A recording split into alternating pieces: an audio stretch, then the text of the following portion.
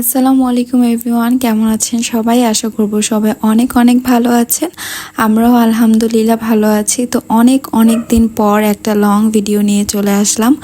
আসলে ওইভাবে সময় পাওয়া হয় না, আর যেহেতু এখন স্কুল অফ, সবার একটু ফ্রি আছে, তো ওই থেকে আমার আজকে সারাদিনের একটা টুকটাক ব্লগ করার চেষ্টা করেছি।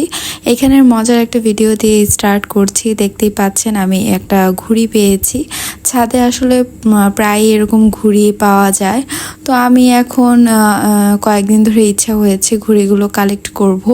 কয়টা ঘুড়ি হয় দেখি।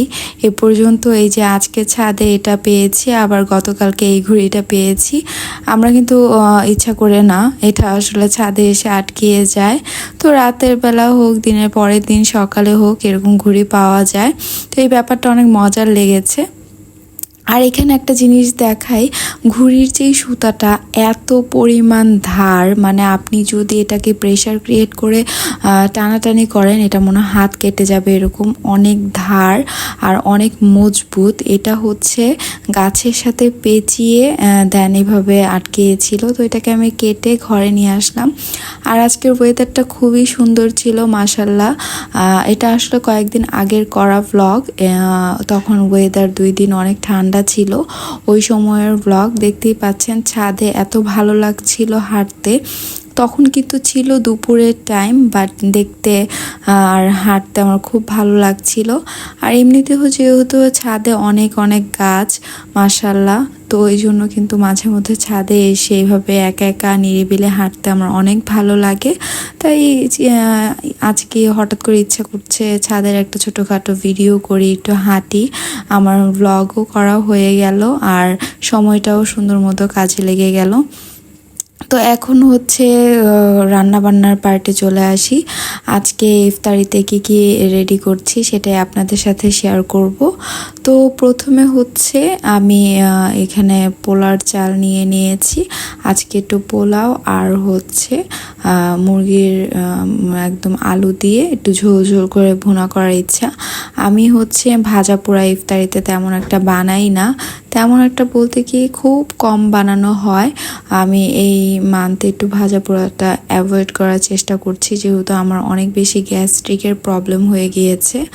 আমার একটু তেল জাতীয় কিছু খেলেই বুকে অনেক ব্যথা হয়, তো এই জন্য অ্যাভয়েড করার ট্রাই করছি, বাট হয়ে ওঠে না আসলে। যেহেতু বাঙালি মানুষ, রমজান মাসে ভাজা পোড়া খাওয়া হয়, এটাই স্বাভাবিক। আর আমার এমনিতেও অনেক বেশি পছন্দ এরকম ভাজা পোড়ার প্রত্যেকটা আইটেম। তো এদিক দিয়ে আমি চালটাকে ভিজিয়ে মুরগিগুলো ভাজতে দিয়ে আমি এসেছি। আমার একটা গাছ লাগানোর ছিল। আজকে আমি ঘরের ভিতর কিভাবে জারগুলোতে গাছ লাগিয়ে থাকি সেটাই আপনাদের সাথে শেয়ার করছি। এরকম কয়েকটা সুন্দর ডালা কেটে আমি ভালো করে সুতা দিয়ে পেঁচিয়ে নিই একসাথে। যেহেতু বোতলের ভিতরে লাগাবো, তাই এই কাজটা আমি করে নিই যাতে ছড়িয়ে না যায়। এই তো সুতা দিয়ে বেঁধে এখন এই যে দেখতেই পাচ্ছেন, এটা একটা সসের জার ছিল। তো এটার ভিতরেই সুন্দর করে পানিতে আমি এটাকে অ্যাটাচড করে নিলাম। আর এখান দিয়ে যখন শিকড়গুলো বের হবে তখন আমি এটা মাটিতে লাগিয়ে নিব। আর এখানে একটা কথা, এখানে একটা টিপস বলতে পারেন, অনেক সময় ডেঙ্গু মশা বা মশা হওয়ার ভয় থাকে। তো এটার জন্য আমি গাছটা পানিতে লাগিয়ে দেন হচ্ছে টিস্যু দিয়ে একটু মুখটা পেঁচিয়ে দিয়েছি, যাতে ভিতরে কোনো মশা যেতে না পারে আর কোনো ধরনের ঝুঁকি না থাকে। তো এদিক দিয়ে আমি আজকে পেঁয়াজগুলো কেটে নিলাম। আর মুরগি হচ্ছে আজকে আমি একটু অন্যভাবে রান্না করব। তো এটার জন্য এটা হচ্ছে আমি একজন ব্লগারের ভিডিওতে দেখেছিলাম। উনি মুরগিটা এভাবে রান্না করেছিল, দেখতে খুবই ভালো লাগছিল, মনে হচ্ছিল তরকারিটা অনেক বেশি টেস্টি হয়েছিল। এই জন্য আমি আজকে ওনার মতো করেই রান্না করছি। সব ধরনের মশলা এভাবে আলাদা করে একসাথে গুলিয়ে নিয়েছি। এভাবে রান্না করে দেখলাম আর কি কেমন হয়। অনেস্টলি স্পিকিং আসলেই খুবই ভালো হয়েছিল মুরগি তরকারিটা। একদম কষা মুরগির মতো ভুনা ভুনা, আবার একটু ঝোল ছিল। আপনার এটা কালার দেখলেই বুঝতে পারবেন। অনেক সময় আছে না, দর্শনদারি দেখেই বোঝা যায় জিনিসটা কেমন হবে, ওইরকম ব্যাপার হয়ে গিয়েছিল আর কি। আজকে আমি রাত 2টা বাজে ভয়েস ওভার দিচ্ছি, আকাশ দিয়ে প্লেন যাচ্ছে। আপনারা এই শব্দটাকে ক্ষমা সুন্দর দৃষ্টিতে দেখবেন আশা করি। তো এই তো আমি এখন মশলাগুলো দিয়ে দিচ্ছি। পেঁয়াজগুলো ভালো মতো লাল করে ভেজে নিয়েছিলাম। তারপর মশলাটাকেও আমি এখন পানি না দিয়ে একটু ভেজে নিব ফার্স্টে। দেন আমি ওই যেটা বাটিটাতে মশলা গুলিয়েছিলাম সেটাকে ধুয়ে পানিটা দিয়ে দিয়েছি। আর পানি দেওয়ার পর মনে হচ্ছিল আর একটু পানি লাগবে, তো এটার জন্য আমি আরেকটু পানি দিয়ে মশলা ভালো মতো ঢেকে বারবার করে কষিয়ে নিয়েছি, একটু পরপর নাড়া দিয়ে।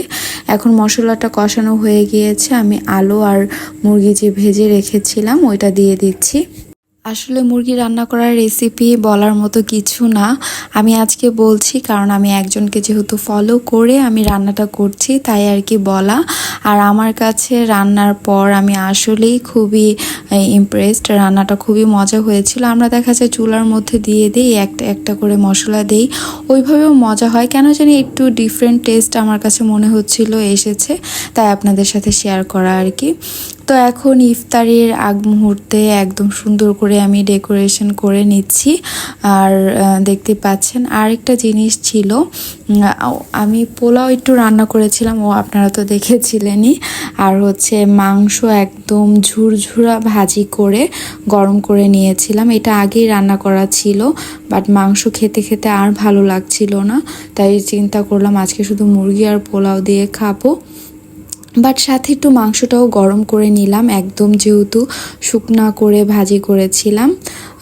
এই তো আজকের সিম্পল ইফতারি রেডি করে ফেলেছি।